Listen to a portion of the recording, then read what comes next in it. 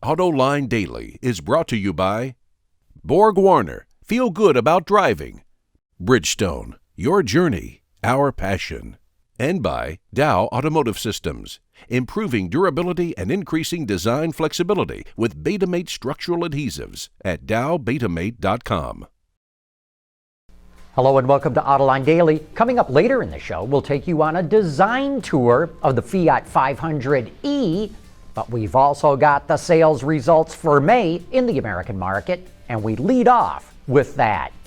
Total sales for the month came to just over 1.4 million vehicles, which is a very healthy level, and the seasonally adjusted rate hit 15.2 million units.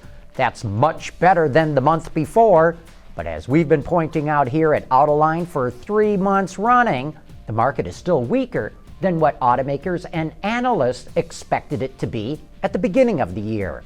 However, the truck segment grew twice as fast as the passenger car side of the business. Trucks really drove the market last month. Sales of the F-Series topped 66,000 units, which is quite an impressive number. The Chevy Silverado is quite a ways behind at 43,000 units, but that's still a good number for Chevrolet, especially considering the current truck will soon be replaced by a new model. The Ram pickup topped 30,000 units again, and the Ford Escape with 29,000 and the Honda CR-V at 27,000 rounded out the top 5 truck models. The Toyota Camry was the best-selling passenger car, with sales just over 39,000 units. The Honda Accord, Nissan Altima, Honda Civic, and Ford Fusion were in a tight pack, and that rounds out the top 5 selling cars. When it comes to market share gains, Nissan was the big winner, picking up more than a point of share. Ford also had a terrific month, and Subaru continued with its seemingly unstoppable growth in market share. Chrysler and Mazda rounded out the top 5 market share gainers for May. On the opposite side of that, we were stunned to see some of the companies that lost market share, starting with Toyota and General Motors. Both of them were down 0.8 of a point. Honda, Kia, and Volkswagen also found themselves at the top of the list of companies that lost share last month. So what can we read into all of these numbers? Overall, it was a decent month. A lot better than the scare we got in April when the SAAR dropped below 15 million. But all this does is put the industry back on trend, and now we're going to have to wait and see if it can stay there. Back when Bob Lutz reported to GM CEO Rick Wagoner, he described him as, without a doubt, the best CEO I ever worked for. Well, that's when Lutz was still working for Wagoner. But he doesn't work for him anymore, and in his new book titled Icons and Idiots, Straight Talk on Leadership, he says the former CEO, and I quote, was simply too nice, too introspective, and too thoughtful in many of his actions, close quote. Lutz does go on to add that Wagoner should have been more successful, but bad timing and bad luck ultimately cost him his job. Hey, we got a programming note here. We're offering another AutoLine Premium show tomorrow, June 5th at 3:15 p.m. Eastern Time.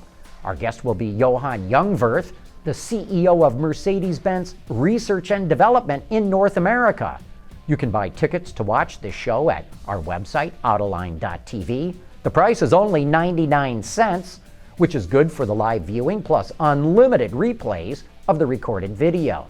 I would say that anyone who works in the industry who works on luxury cars is going to want to hear what Mr. Jungwirth has to say. Coming up next, we're going to take you on a walk-around tour of the styling of the Fiat 500e with the lead designer of the car. Dow Automotive Systems, driving solutions in automotive, commercial transportation, and aftermarket with innovative products like Betamate structural adhesives. Lighter, stronger, safer. dowbetamate.com. The 500e is Fiat's first plug-in electric vehicle, and it hits the streets this summer. When it does, you might notice a few unique styling bits over its gasoline counterpart. Hi, my name is Nick Malachowski, and in front of me is the Fiat 500e, of which I was the lead designer. I'm going to talk to you a little bit today about what we did for this vehicle. All new front fascia, sculpted in the wind tunnel to reduce drag. A new front balance. It's a pearl white color that contrasts nicely with the electric orange. This is a color theme that you'll see throughout the car, exterior and interior. Custom flush wheels. These again reduce drag, the coefficient of the car, as well as the custom mirror cap, which is different than the stock 500. All new sills, both sculpted in the wind tunnel for function and efficiency. We also added a little bit of detail. We have the front dot matrix pattern in there, the chrome badge with the 500E lettering. And in the rear of the vehicle, we did a new rear fascia. It has a break-off point to help with the drag coefficient. Also, the rear wing is fully functional, again, reducing drag coefficient of the vehicle. And finally, in the very rear of the car, a pearl white rear valance to help match the front valance, so you get this 360 holistic design to the vehicle. And now let's take a look at the 500E Sport. This is sort of the alter ego to the 500E in the sense that we took a little more aggressive tone with this particular version. The front valance goes to a dark finish. It just gives the car a little more aggressive look. That aggressive look is also in the headlights. They also get a dark finish. Both the projection headlights and the parking lights have that kind of look to them.